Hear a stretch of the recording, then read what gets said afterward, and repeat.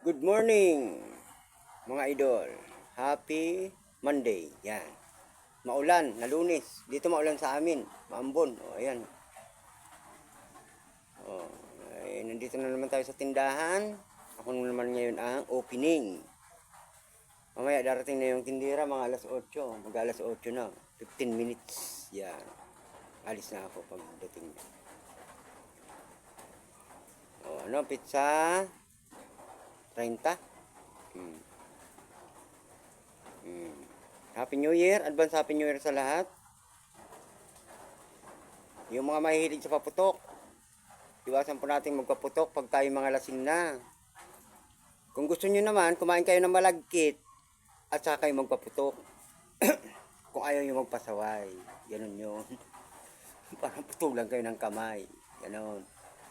Pag makulit, mga ano lang dapat, yung mga fireworks, yung mga ano lang, yung mga hindi masyado malalakas na paputok ang ano natin. Kasi kawawa naman yung mga aso, magkakapubya sila pag may paputok. Pusa, ganoon. Yan. Hindi naman kailangan tuktokin nyo na lang yung kaldero nyo na may matutong na kanin, yun na lang yung paingayin nyo. Okay, magturotot na lang tayo. Yan. Oh, tapos yung motor nyo, lagyan nyo ng mga lata, mag-ikot-ikot kayo sa barangay nyo. Oh. Ano tayo yung mga yung nakakapaminsalang paputok. Kasi ano yun, baka madisgrasya pa kayo. Yun. Ako talaga kahit kailan di ako nagpapaputok. Isa lang ang pinapaputok ko. Kaso paso na ngayon eh. Wala nang bala. Ay may bala pero walang pulbura. Yun. Yun ang pinapaputok ko dati. O yun. Good morning mga idol. Dito tayo sa tindahan ni Aling Marites. Yan. Maulan-ulan. Lunes. Yan. Bukas ano na.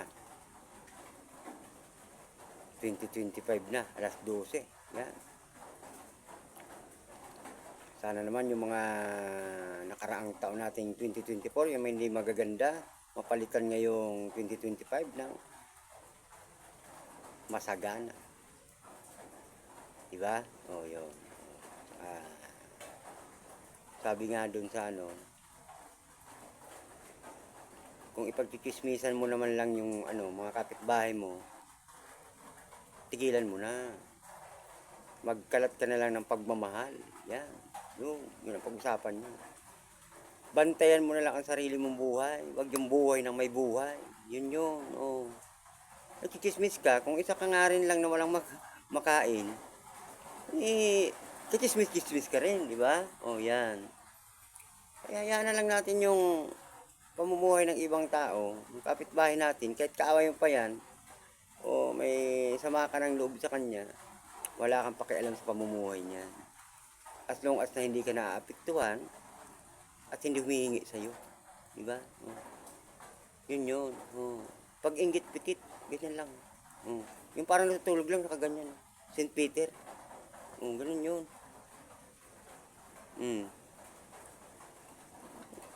Ang pagiging chismosa, inggitira, yan ang nagdadala ng pag-aaway-away ng isang komunidad. Yan. Kaya, sa mga chismosa dyan, sa mahilig magkalat ng kwento, itigil nyo na lang yung mga bunganga nyo. Total, 2025 naman na eh.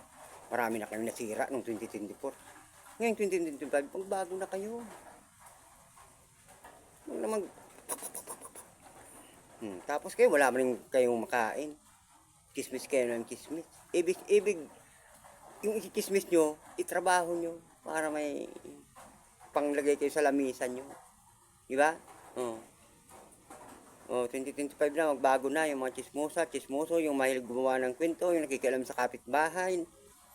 Oh, sa buhay na may buhay, baguhin nyo na yung sarili nyo. Diba? Oh. Lumalaki lalo ang ilong ko sa inyo eh. Oh, yan oh. Hindi pala ako kagapuhan ngayong umaga. Oh, Happy New Year, advance. Good morning.